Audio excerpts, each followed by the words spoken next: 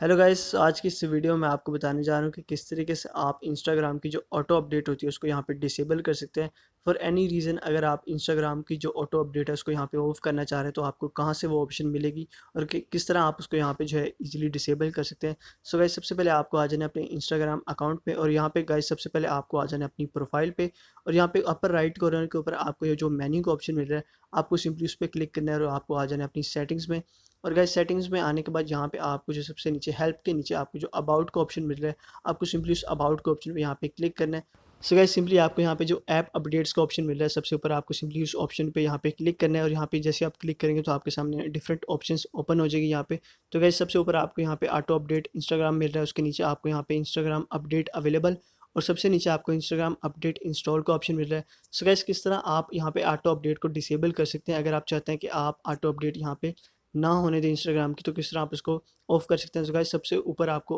जो auto update Instagram का option मिल रहा है वो भी यहाँ पे एनेबल है, तो आपको सिंपली इस पर क्लिक करके इसको डिसेबल कर देना है। तो आप देख सकते हैं कि आप इसको ईजिली यहाँ पे टर्न ऑफ कर सकते हैं। तो जैसे आप इसको टर्न ऑफ करेंगे,